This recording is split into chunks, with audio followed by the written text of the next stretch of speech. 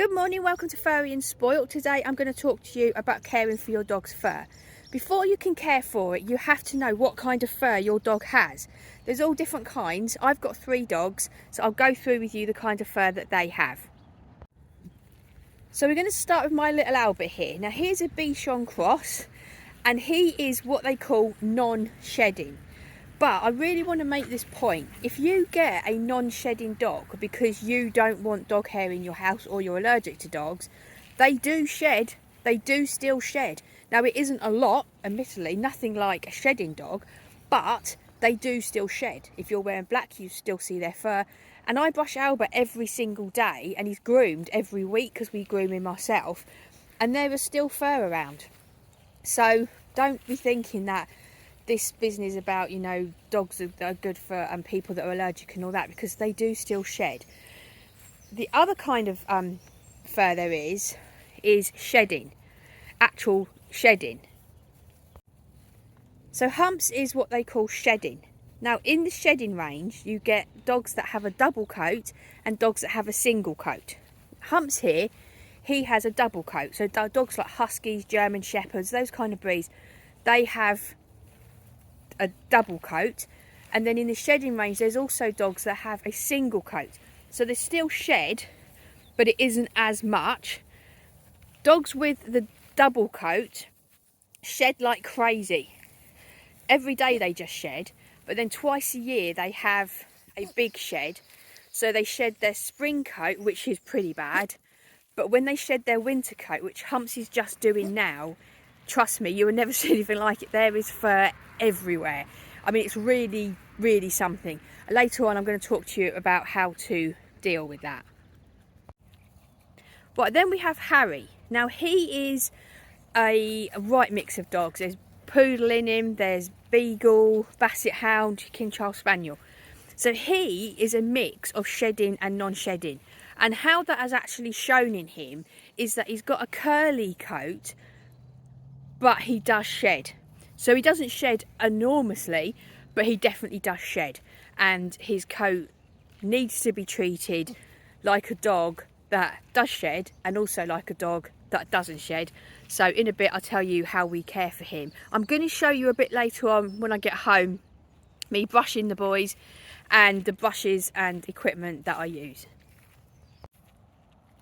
Right, so now I'm going to tell you how I care for each of the different furs. So Albert here, my non-shedding dog. Right, so the clue's in the name really. They don't shed their fur. So what happens is it just keeps growing and growing and growing, and mats form. And mats form really, really easily. So you have to have either yourself or a groomer clip the fur off them. You have to, you absolutely have to. And it costs a lot of money, or you have to learn how to do it yourself like we have. But it can cost like £40–50 a go. And you need to do that. In the summer, you need to be doing that, I'd say, every 3 weeks. And we do it every week and just keep on top of it. But you cannot have a dog that is non-shedding and not trim their fur. You just can't, because it will just get so long. They will have awful mats. They will suffer. In the summer, they will be so hot. It's just cruel. It's really cruel. And so it's an awful lot of work. It's a lot of work. I mean, the dogs that shed everywhere, that's a different kind of work, and I'll talk to you about that in a minute. But if you've got a dog that is non-shedding, you have to trim their fur. You also have to be able to brush them regularly. So I brush all of my boys every single day, but with Albert here I brush him every day. And even though I brush him every day, let me see if we can get really close. You can see how he's got like tight curls. He's almost like a lamb. And even though I brush him every single day, there are still days when I go there and there's a little mat or a little knot. You really do have to brush them every day. If you can't brush your dog, if they won't let you do it, I've got a really handy trick to teach a dog to like being brushed. And if you go to the playlist, go to grooming, and under there's a video called Brush Your Dog So That He Likes It.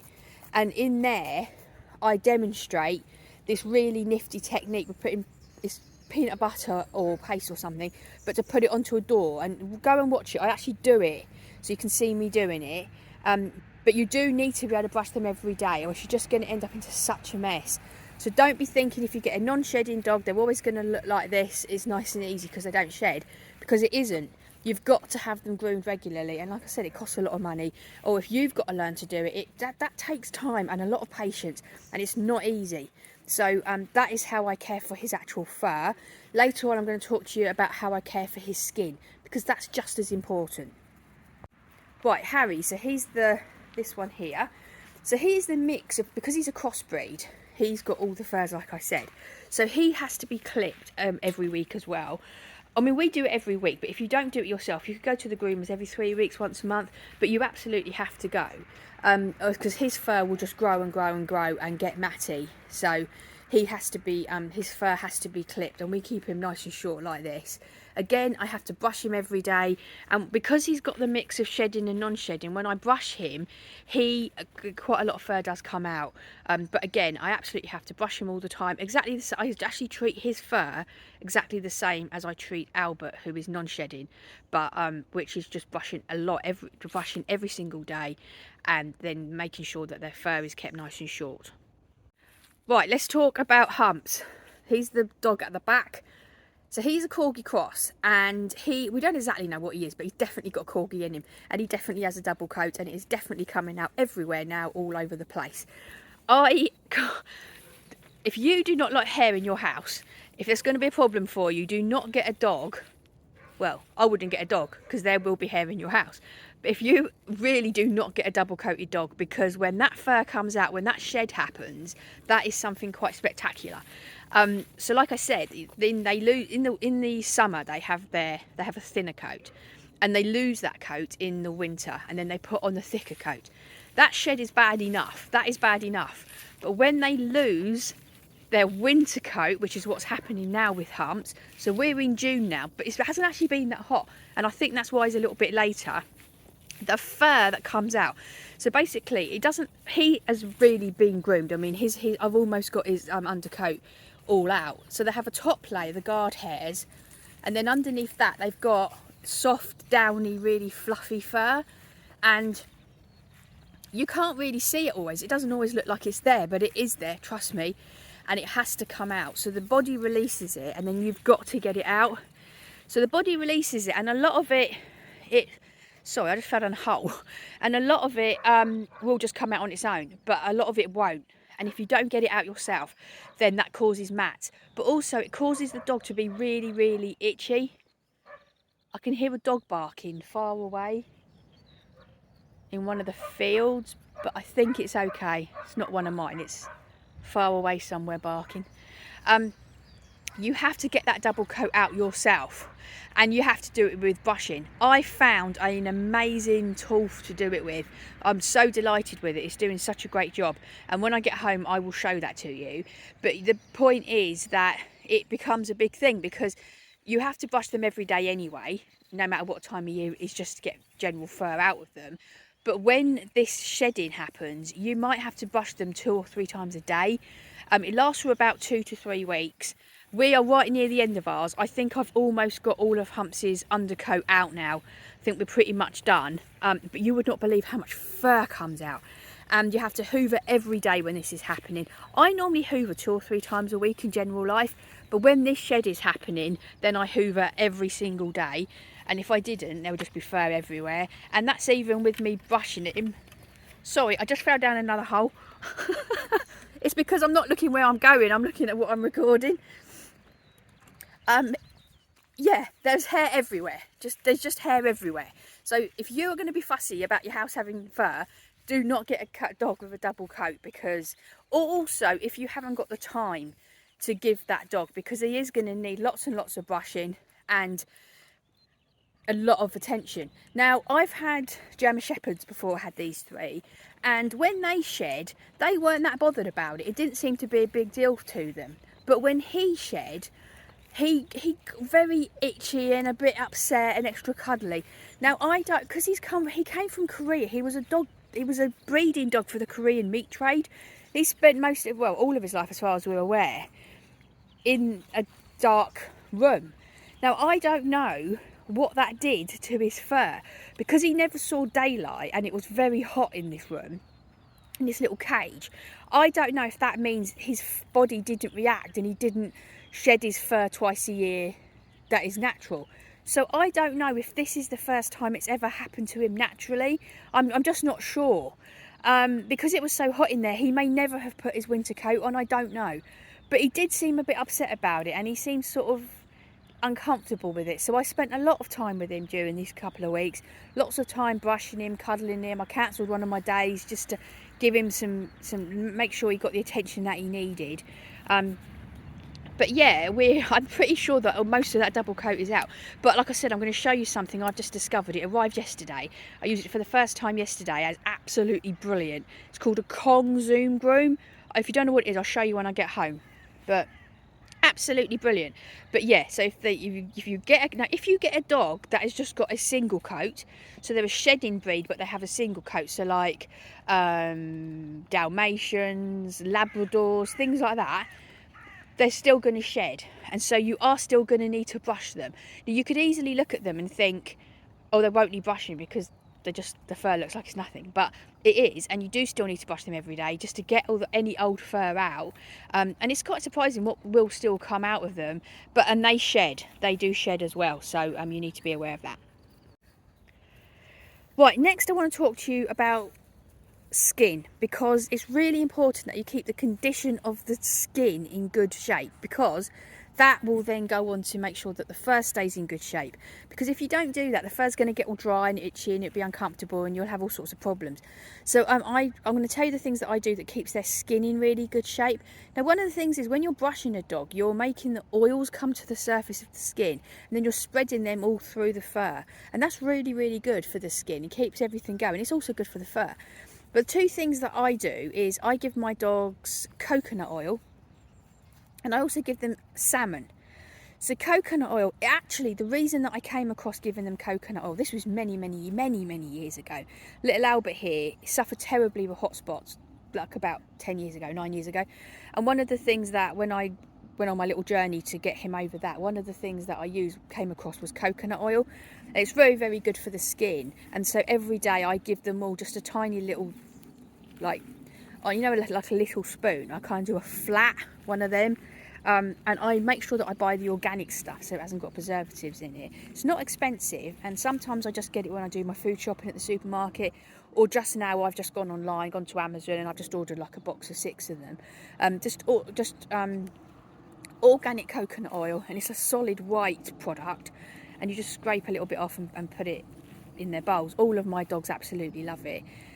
That is one thing I do. So so my dogs are fed, well, they're fed 3 times a day, but the middle meal is really small. So I give the coconut to them in the morning and in the evening meal, and I do that every day with them.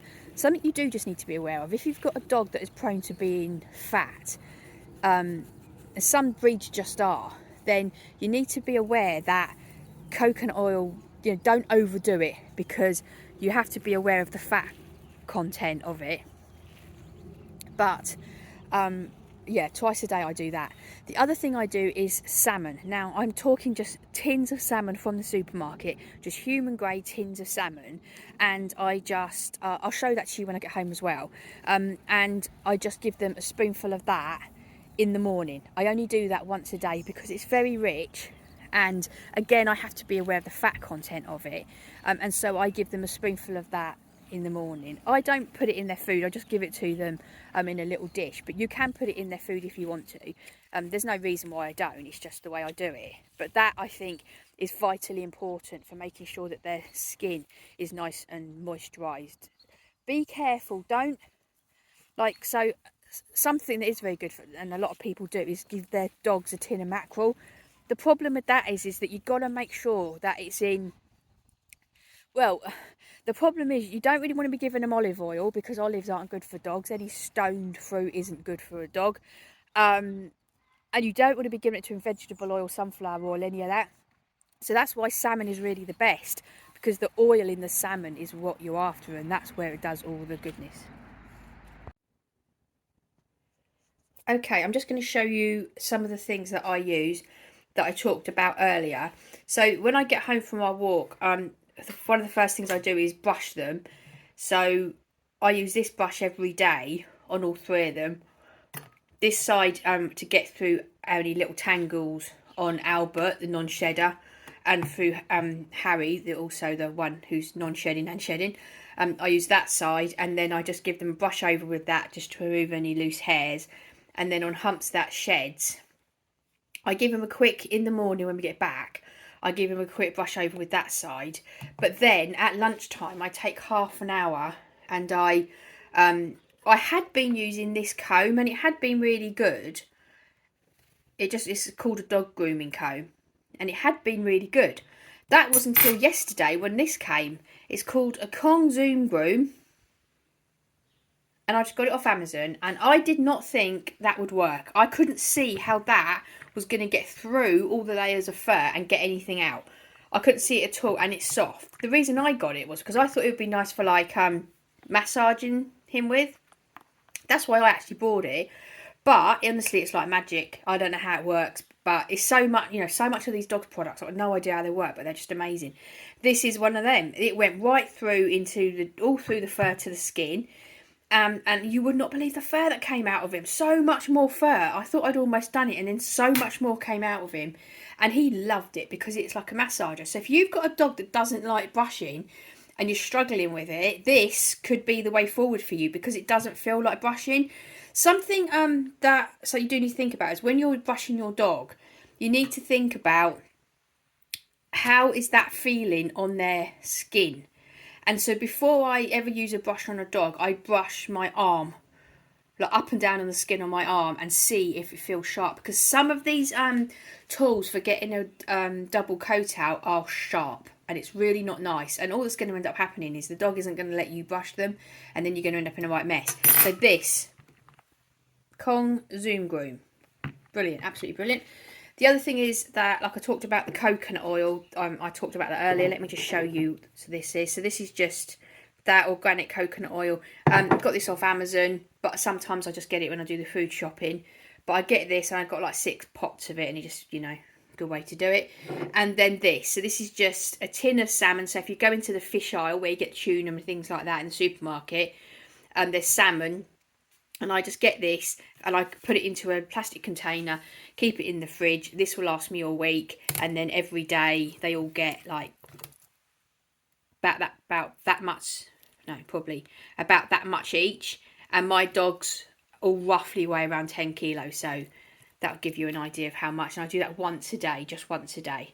So that's what I do to keep their coats all nice and shiny and healthy, and their skin healthy as well. So that's it, isn't it, Harry? He's a bit mucky from running around in the field. We had a lovely time. They're settled down now and have their sleep. So as always, you know where I am on the socials if you want to message me about anything. I love hearing from you. I'm very happy to answer your questions. I love hearing from you and you telling me how your dogs are getting on. Keep doing it. So you know where I am, and so thank you very much for watching. I hope you and your dogs have a great day, and we will see you in the next video.